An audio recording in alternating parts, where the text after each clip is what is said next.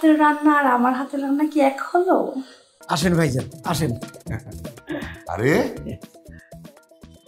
এত তাড়াতাড়ি এত সুন্দরভাবে সাজায় ফেলেছেন বাড়ি, দারুণ হয়েছে তো। ভাইজান সব আপনার ভাবির অবদান। হ্যাঁ, সেটা দেখলেই বোঝা যেতেছে। ও খুব রসিক মানুষ। আচ্ছা, তা ভাবি সাহেব কই ডাকেন? এক কই আসো? আরে এইদিকে আসো, দেখো কে আসছে।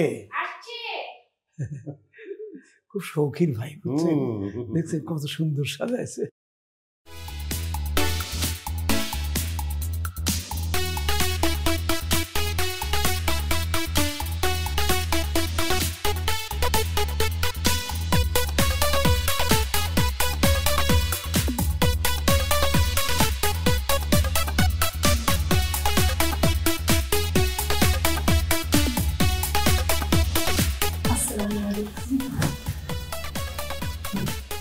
ভাইজান বসেন।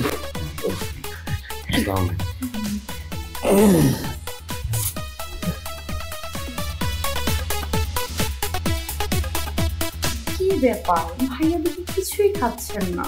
না আসলে ওই আমার পেটটা না একদম ঠাসা বইরা আছে। এসব বললে তো হবে না, আজকে ডিনারটা আমাদের সাথে করে যেতে হবে। না আমার বাসায় তো রান্না করছি, আপনার এখানে আরেকদিন খামনে ভাবি। এটা কেমন কথা ভাইয়া? বুয়ার হাতের রান্না আর আমার হাতের রান্না কি এক হলো? ভাইজান চা ঠান্ডা হয়ে যাচ্ছে, চাটা খান। আচ্ছা ঠিক আছে, আপনারা চা খান, গল্প করি, আমি হাতের কাজ শেষ করে আসছি। যাও।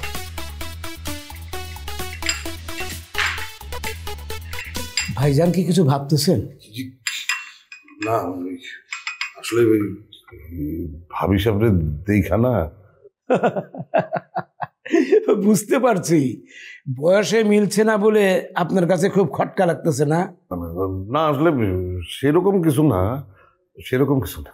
ভাই সাহেব, খটকা লাগাটা স্বাভাবিক। আমার আর আমার স্ত্রীর বয়সের ব্যবধানটা বেশ ফারাক। আসলে হয়েছে কি ভাই, এই আমার হলো গিয়ে লেট ম্যারেজ। আমার বউটা বাচ্চাটা রেখে হঠাৎ মারা যায়। আমি আর বিয়ে শাদী করতে চাই না, কারণ সৎ মা এসে বাচ্চাকে ঠিক মতো যদি দেখাশোনা না করে, ঠিক মতো মেনে না নেয়। কিন্তু এই লোকজন বলা বলি করলো, ঘরে যদি মেয়ে মানুষ না থাকে তাহলে বাচ্চাটাকে দেখবে কে? আর ঘরে মেয়ে মানুষ না থাকলে তো বোঝেনি। দুই পরিবারের চাপাচাপিতে আমি বিয়ে করতে সম্মতি হই। তারা ঠিক করলো আমার শালিকা শারমিন, ও তখন অবিবাহিত। শালিকা হচ্ছে আমার শ্বশুরের 7 ছেলে মেয়ের মধ্যে সবার ছোট। এই শালিকার সাথেই বিয়ের ব্যবস্থা করলো।